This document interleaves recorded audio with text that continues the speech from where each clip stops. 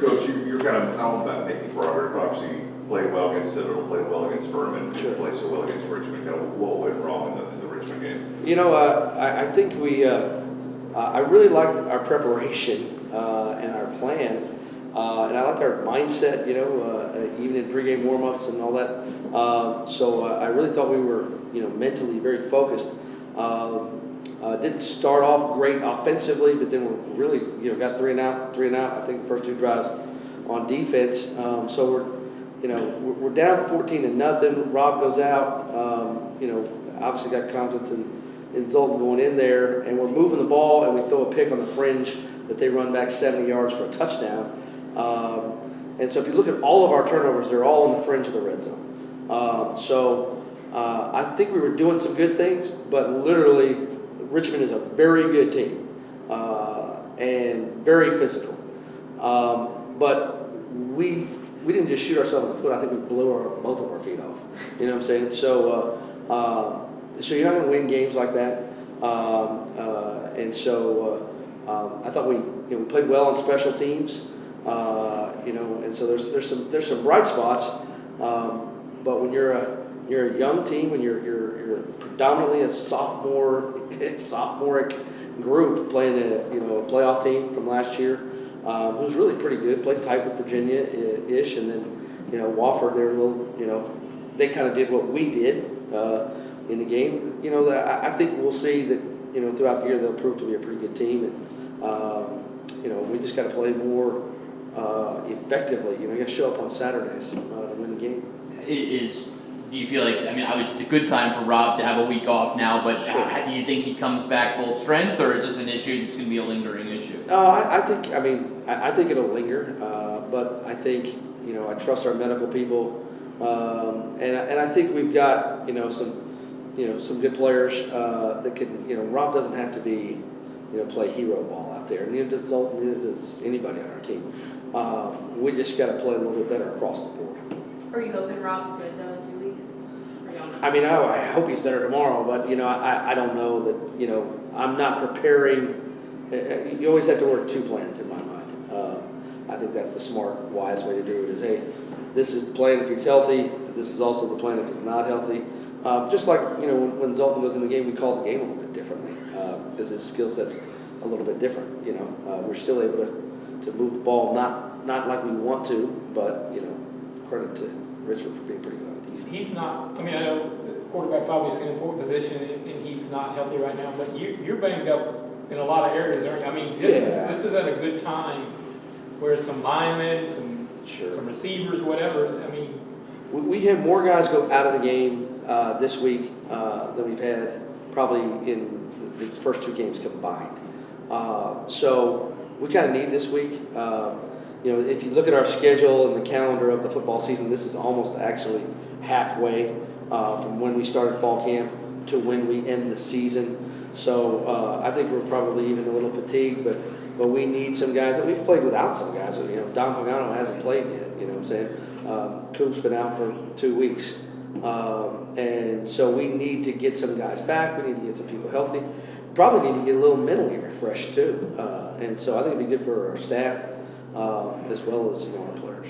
Along with those two things, getting kind of mentally and physically refreshed, what about it? Is there maybe a singular focus on the field that are kind of trying to improve? Yeah, I didn't think we were real fundamental in the game. I thought really up front, especially on the offensive line, we played with poor pad level, we played with poor technique, and when you're playing guys that are good, that really showed up. They got off of blocks pretty well, and so this is going to be a big fundamental week. We're also going to take some time this week, to be honest with you guys, to teach our guys about some politics, and there's an election going on, and so we want our guys to just be informed of the process of that. And so I think that's one of our deals as a staff. But on the field, yeah, it's fundamentals and it's health.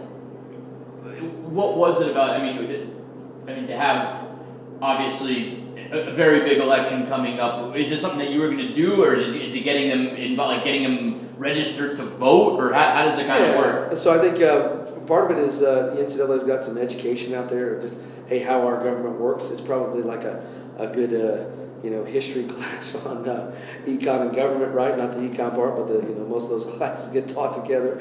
But then it is, I think we've got 5 or 6 different states here, so we're going to teach our guys how to get registered and to vote. Obviously most of that will have to occur, online or by mail-in ballot. So, but we want them to, be well-rounded. We certainly don't tell them who to vote for. That would be wrong, I think, in every stretch of the imagination. We just want to educate them on the process. When it comes to what you do this week, you said a lot of fundamental stuff. So obviously, the physical part, you take a little bit of it back. Yeah, but when do you? I've always been curious about everybody's off week. When do you start looking at the next opponent? Is that Sunday or Monday, or do you, because Dabo Sweeney always says we don't look at it until it's time to play. Right. Like they're off week, they don't look at the next opponent. Do you do that, or? Yes, sir. I mean, as a staff-wise. As a staff, I'm not talking about. Yeah, I mean, as a staff-wise, I think you do 2 things. You take a good, I guess it's 3. You look at the previous game, right? But then I want to look at all 3 games combined and say, okay, hey, what have we done well? What have we not done well? And then what do we do a lot of? Like, where's our tendencies? You know what I'm saying? Now, there's some things that are, 80% higher where we're doing one thing or another, right? So we study ourselves a little bit. But I think we've already started looking and breaking down Tennessee State. We've met as an offense. Now, we won't put anything in with the players until Thursday. Right. Just to give them a little bit of a mental break from learning something new. But yeah, I want to go ahead and study for the test a little early. I would say procrastination leads to elimination. So we've got a little jump start here. Let's get a little early, studying for the test. Are you excited that it's now the games? I mean, every game counts. Every game's meaningful, but they become a little more meaningful. I think it's a good well, there's multiple things. Number one, we get to play in Titan Stadium. That's pretty neat for our players. And yeah, we're getting into conference play, and obviously playing a very good team who is a conference opponent, and so it's fun to kind of ratchet up the I guess the meaning behind the games, and very excited to get into some Big South OVC Association play. I know you said you got to look at it this week, but what do you think y'all's biggest strengths are for this team right now? Oh, that's a good question. I think we've got a lot of playmakers. I think our receivers are really good. I think our backs are playing well. And then defensively, I think we do a good job of creating pressure. And I think our guys are playing extremely hard. And we've tackled much better the last 2 weeks. And I just haven't seen us make a whole. Our missed assignments are way down over the last 2 weeks, which is a positive thing. And I think we've also discovered that we have a very good punter. He's doing a very good job. You talk about that defense. Who are the biggest leaders on your defense? Leaders-wise, I think it's Devontae Turner. I think it's Darius Bell. Production-wise, I think Chandler Perry from Dutch Fork is playing awesome right now. And I think, up front-wise on the D-line, we're doing it by committee. We've played 15 D linemen in the last 2 weeks. Certainly there's some depth there. But we didn't play well enough on Saturday. Just because we're deep doesn't mean we played good. We got to play better. I thought LaRon Davis really played a lot better. One of our defensive tackles on Saturday.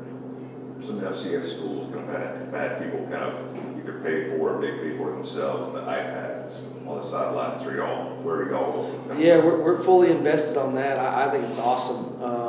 The conference. This has been a conference leadership thing. Different conferences doing different things, but our conference has come in, and a part of we pay to be in the conference, so there's nothing for free. But they have bought the system for everybody, so we've got 6 iPads. That's our conference rule. We got 6 iPads on the sideline. You can have them in any. You can have them in the box. You can have them on the sidelines. Whatever. They're limited to 6, and it is great. I really like it. I think it's a great rule change. I am for all rule changes that involve technology. I think that's where we're going. If we could have inter-ear communication at this level, I would vote for it in a heartbeat. So, Because you mentioned Chandler Perry. mhm. I happened to see him play in high school with Dutch Fork. Sure. Just unbelievable tackler, just all over the field. Always looked a little small. Sure. And I guess that's why he's here. Sure. Because if he were 6'2", 210, he would not be playing here. Correct. But just talk about what he's overcome in terms of I don't want to say diminished size. He's not like a small guy, but for the position he plays like his hair's on fire. Sure. Well, first of all, I am the ultimate. I love short people. Okay. So you're preaching to the choir on that one, but he fits our system really well. You know, we play this nickel spur position. So not only is he a good player, he's a really good scheme fit for us. He's a good blitzer. He has got tons of courage. He's unafraid to fit the run, and he's just really smart. I mean, certain guys understand football at a different level than others. He's not just a good athlete. He's got great football IQ. His teammates really, really like him. I think that's one of the great qualities that he has. And he's been super productive. You know, I'm not sure if he's our leading tackler, but he probably is, or is second. And he's just disruptive. He makes big plays too, like when you need big plays, like critical downs, third and short, third and medium. You know, 13 is around the football. You know, he's even erased a few things. There's a play, you know, the Furman ran a reverse on us 2 weeks ago. The play is out. You know, we're probably going to get scored on, and he runs it across the field and down and gets the guy down. So, you know, he's just one of those guys that, you know, is the true sense of a ball hawk. Gabe. Thanks, Gabe. Thank you. Yeah, thank y'all. Thanks for coming on the bye week. Really appreciate it.